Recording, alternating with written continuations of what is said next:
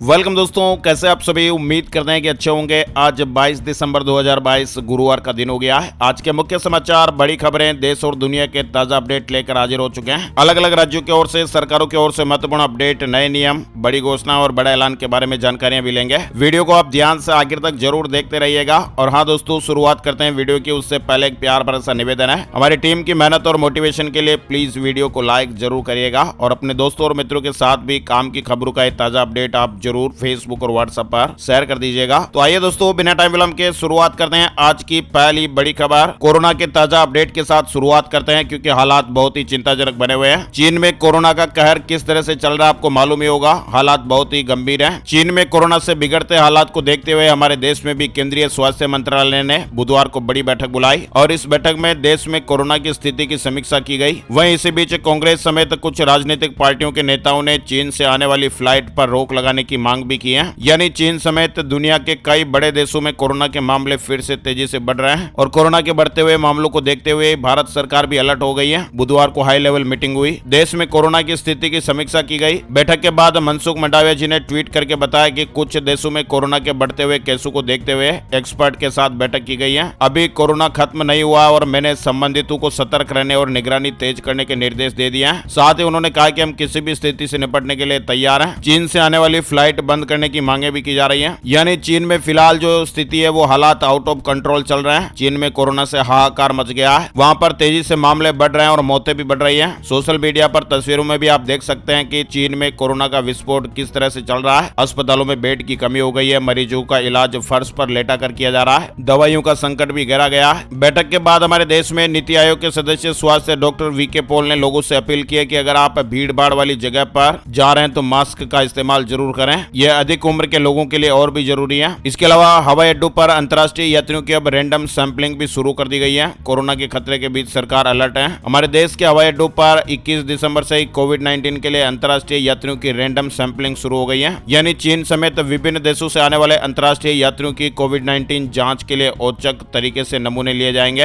हालात आपको बता दें, बीते 24 घंटे में अमेरिका में 22,578 मामले सामने आए, जर्मनी में 55,016 मामले, ब्राजील में 29,579 मामले, फ्रांस में 8,213, दक्षिण कोरिया में 26,622, जापान में 72,297, रूस में 6,341 और ताइवान में 10,359 मामले सामने आए हैं। हालांकि भारत के लिए राहत की बात रही कि बुधवार को 131 कोरोना के मामले सामने आए थे। चीन में बढ़ रहे कोविड मामलों को लेकर WHO भी चिंतित है। यानी पिछले एक हफ्ते में दुनिया में कोरोना के 36 लाख मामले सामने आ चुके हैं और करीब 10,000 लोगों की मौत हो गई है। चीन, अर्जेंटीना, ब्राजील, फ्रांस, अमेरिका और जापान में ये मामले तेजी से बढ़ रहे हैं। हैरानी की बात तो यह है कि बड़े पैमाने पर कोरोना की वैक्सीन लगाने के बाद भी लोग संक्रमित हो रहे हैं और ऐसे में चीन अब अपने नागरिकों को कोरोना की विदेशी वैक्सीन भी लगाने जा रहा है। जर्मन सरकार के एक प्रवक्ता ने बुधवार को बताया कि कोविड-19 टीकों की पहली खेप चीन को भेजी है। कोरोना को लेकर आज हमारे देश के कई राज्यों में बैठकें भी होगी। वहीं गुजरात में ओमिक्रॉन BF.7 वेरिएंट मिला था और अब विदेशों से आने वाले हर यात्री को यहाँ पर कोरोना जांच करानी होगी। चलिए, कोरोना के अपडेट के बाद आगे बढ़ते दोस्तों, बड़ी खबर आ रही है। असम में सरकारी जमीन से अतिक्रमण हटाने का अभियान जारी रहेगा। सीएम हिमंत बिस्वा शर्मा जी ने इस तरह की बड़ी बात कही है। वहीं आपको बता दें, हिमाचल प्रदेश के 8 शहरों में तापमान शून्य से नीचे है, बर्फबारी के आसार है और येलो अलर्ट जारी हो गया है। हिमाचल प्रदेश में कड़ाके की सर्दी का प्रकोप जारी है। हालांकि अभी तक पहाड़ी इलाके जोरदार बर्फबारी का इंतजार कर रहे हैं, लेकिन आपको बता दें अब एक पश्चिमी विक्षोभ सक्रिय होने वाला है और इससे पहाड़ों पर बर्फबारी की उम्मीदें बढ़ गई हैं। मौसम वैज्ञानिकों ने कहा कि पश्चिमी विक्षोभ 25 और 27 दिसंबर के बीच हिमाचल प्रदेश में हल्की बारिश के साथ ही हिमपात की वजह बन सकता है। एयरपोर्ट से जुड़ी खबर आ रही है। एयरपोर्ट पर भीड़ कम करने के लिए एक और जरूरी कदम, लैपटॉप, मोबाइल और चार्जर निकाले बिना ही सिक्योरिटी चेक होगा। जल्दी नए स्कैनर लगाए जाएंगे। यानी एयरपोर्ट पर पैसेंजर अब जल्दी अपने बैग से लैपटॉप, मोबाइल और चार्जर निकाले बिना ही एंट्री कर पाएंगे। लंबी कतारों को खत्म करने के लिए ऐसा प्रयास किया जाएगा। आने वाले दिनों में एयरपोर्ट पर नए मॉडर्न स्कैनर्स लगाए जाएंगे। वहीं अयोध्या से जुड़ी खबर आ रही है। घने कोहरे का असर दिखाई देने लगा है। अयोध्या के स्कूलों में कक्षा 1 से 8वीं क्लास की टाइमिंग बदल गई है। उत्तर भारत में कोहरा के कारण विमान और रेलगाड़ियों का आवागमन भी प्रभावित हो रहा है। उत्तर प्रदेश के अयोध्या में शीतलहर और घने कोहरे के कारण बच्चों की पढ़ाई ना रुके, इसके लिए स्कूल के समय में बदलाव हुआ है। 8वीं कक्षा तक के सभी स्कूलों में सुबह 10 बजे से दोपहर 3:30 बजे तक संचालित करने को कहा गया है। वहीं क्रिप्टो करेंसी की वजह से आ सकती है मंदी, आरबीआई गवर्नर ने बड़ी चेतावनी दी है।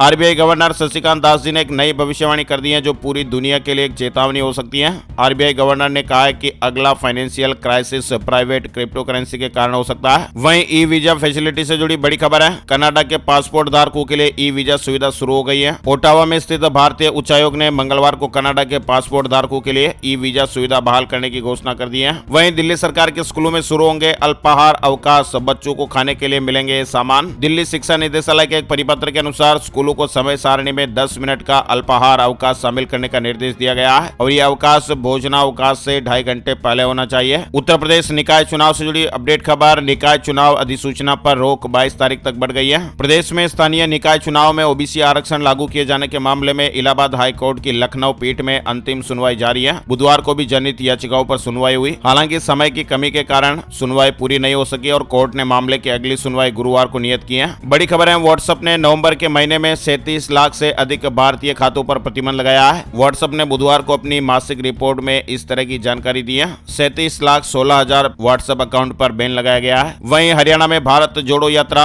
घनी धुंध के बीच राहुल गांधी चले। हरियाणा में राहुल गांधी की भारत जोड़ो यात्रा का 3 दिन का पहला फेज शुरू हो गया। वहीं दिल्ली से जुड़ी अपडेट खबर है, ड्रोन से पहुंचाया जा सकता है जरूरतमंद तक ब्लड, महत्वाकांक्षी पायलट प्रोजेक्ट को आईसीएमआर ने हरी झंडी दे दी है। आईसीएमआर ने ड्रोन के जरिए जरूरतमंद को रक्त की आपूर्ति करने के पायलट प्रोजेक्ट को मंजूरी दी है और इसके लिए 3 संस्थाओं का चयन किया गया है। इस प्रोजेक्ट के लिए लेडी हार्डिंग मेडिकल कॉलेज, राजकीय आयुर्विज्ञान संस्थान कासना जिम्स और JP institute of engineering and technology शामिल है। अगर ये पायलट प्रोजेक्ट सफल रहता है तो देश में करोड़ों लोगों की जानें बचाई जा सकेगी, समय पर उन्हें ब्लड मिल पाएगा। बड़ी खबर है, केंद्र सरकार सड़कों के निर्माण के लिए दिल्ली को 700 करोड़ रुपए देगी। बैठक हुई है जिसमें राष्ट्रीय राजधानी में सड़कों के निर्माण, मरम्मत, रखरखाव और सौंदर्यीकरण के लिए केंद्र सरकार की ओर से दिल्ली को 700 करोड़ रुपए देने का निर्णय लिया गया है। वहीं खबर है कि नोएडा में अब सुबह 9 बजे से स्कूल खुलेंगे। कोहरे की वजह से प्रशासन ने इस तरह का फैसला लिया है। जिला प्रशासन के आदेशों के मुताबिक बताया जा रहा है कि कक्षा 1 से लेकर 12वीं तक के सभी स्कूल 9 बजे से शुरू होंगे। यह आदेश सभी बोर्ड के स्कूलों के लिए है। वहीं कोरोना की आहट से शेयर मार्केट में भी हड़कंप मच गया। सेंसेक्स ने 635 अंकों का गोता लगाया है, यानी चीन समेत दूसरे देशों में कोविड-19 के बेकाबू होने की खबरें आने के कारण शेयर बाजार में भी गिरावट बढ़ती चली गई। बिहार से जुड़ी हुई बड़ी खबर है, सुविधा ऐप से बिजली बिल जमा करने पर अब 3% सब्सिडी मिलेगी। बिलिंग के लिए भी 3 विकल्प मिलेंगे। Bihar state power holding company limited द्वारा बिजली उपभोक्ताओं के लिए तैयार किए गए सुविधा ऐप को एक बार फिर से अपडेट किया गया है। वहीं बड़ी खबर है, बढ़ते कोरोना के बाद चीन पर ट्रेवल बैन लगना चाहिए या नहीं, क्या सोचते हैं भारतीय? एक सर्वे रिपोर्ट भी सामने आ रही है। लोकल सर्कल्स के मुताबिक सर्वे में शामिल 71% लोगों ने कहा कि भारत को चीन से आने वाली फ्लाइटों को रोक देना चाहिए और चीन में 14 दिनों तक रहे किसी भी शख्स को अनिवार्य रूप से क्वारंटीन करना चाहिए। वैसे दोस्तों, आप लोगों की क्या राय और प्रतिक्रिया है? क्या चीन पर ट्रेवल बैन लगना चाहिए या नहीं? यस या नो आप कमेंट में जरूर बताइए। और अगर बैन लगना चाहिए तो आप इस वीडियो को लाइक करके अपना सपोर्ट जरूर करें। बड़ी खबर झारखंड को लेकर आ रही है। झारखंड के 10 लाख किसान भाइयों को सौगात, 25 लाख छात्रों को छात्रवृत्ति मिलेगी। झारखंड में हेमंत सरकार आगामी 29 दिसंबर 2022 को अपना 3 साल पूरा कर रही है और इस मौके पर राज्य के 10 लाख किसानों को सूखा राहत की राशि के अलावा 25 लाख प्री मैट्रिक स्टूडेंट्स को छात्रवृत्ति और 5,60,000 बच्चियों को सावित्रीबाई फुले किशोरी समृद्धि योजना का लाभ दिया जाएगा। बड़ी खबर आ रही है, बाइक चलाने वालों के लिए हीरो एक्सपल्स 200T नए अंदाज में एडवांस फीचर्स के साथ ये बाइक लॉन्च हो गई है। हीरो एक्सपल्स 200T 4V को कंपनी ने 3 नए कलर के साथ बाजार में उतारा है और कंपनी ने कहा कि इसका इंजन 6% अधिक पावर और 5% एक्स्ट्रा टॉर्क प्रदान करता है। वहीं ओमिक्रॉन के नए सब वेरिएंट को लेकर केजरीवाल सरकार भी अलर्ट पर है। हर कोविड सैंपल की जीनोम सीक्वेंसिंग की जाएगी। कोरोना को लेकर यूपी सरकार का भी बड़ा फैसला है, अब विदेश से लौटने पर कोविड टेस्ट होगा। 5G से जुड़ी खबर आ रही है। एक साथ 3 जगहों पर एयरटेल की 5G सेवा शुरू हुई है। एयरटेल ने सिलसिले को आगे बढ़ाते हुए बुधवार को अहमदाबाद और गांधीनगर में हाई स्पीड 5G सेवाएं शुरू कर रहा है। इसके साथ ही इम्फाल में 5G सेवा शुरू करने की भी घोषणा की गई है। वहीं यूपी से जुड़ी एक और खबर आ रही है। 69,000 शिक्षक भर्ती मामले से जुड़ा अपडेट है। गलत सवाल का सबको अंक लाभ नहीं मिलेगा, कोर्ट के आदेश के अनुसार ही राहत मिलेगी। वहीं अपडेट खबर है, महाराष्ट्र सरकार ने बढ़ते वित्तीय बोझ के कारण राज्य कर्मचारियों की